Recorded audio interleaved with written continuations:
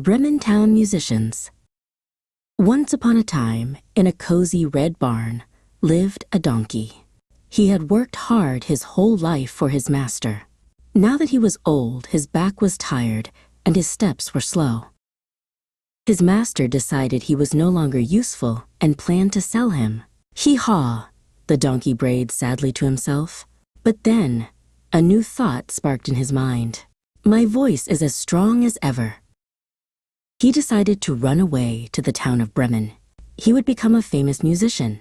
He packed a small, worn lute that he kept hidden in the hay.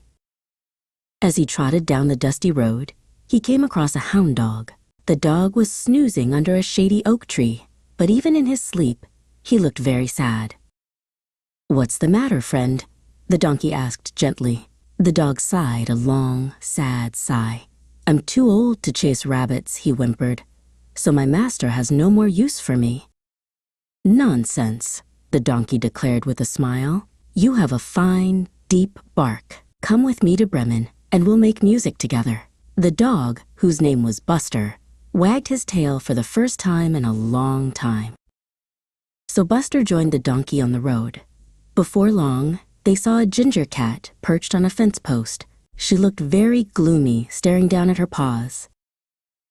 "You look like you've lost your best friend," Buster barked softly. "I have," the cat meowed, not looking up.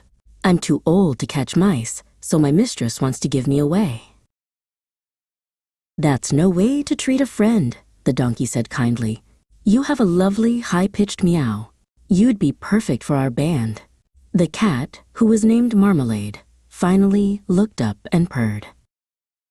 Marmalade leaped down to join them. The three new friends continued on their journey to Bremen.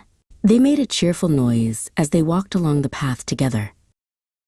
As they passed a farm, they heard a rooster crowing with all his might. "Cock-a-doodle-doo! Oh, what will I do?" he cried from a fence post, looking panicked.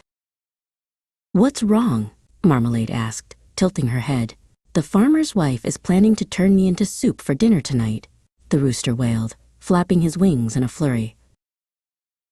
"Not on our watch," Buster growled. "You have a magnificent voice." The donkey added, "You'll be the star of our band." The rooster, named Reginald, puffed out his chest with pride. As night began to fall, the four musicians found themselves deep in a dark forest. The trees looked like spooky giants, and they were all tired and hungry. Suddenly, Reginald, who was perched on the donkey's back, spotted a light. "Look," he crowed, pointing with his wing. It was a cozy little cottage, glowing in the distance. They crept up to the window and peeked inside. A gang of robbers were sitting around a table. They were counting stolen gold and feasting on a grand dinner. "We have to scare them away," the donkey whispered. So they made a clever plan. The donkey placed his front hooves on the windowsill. Then, Buster jumped onto the donkey's back.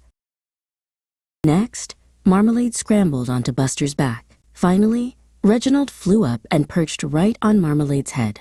They all took a deep breath, ready to make a racket.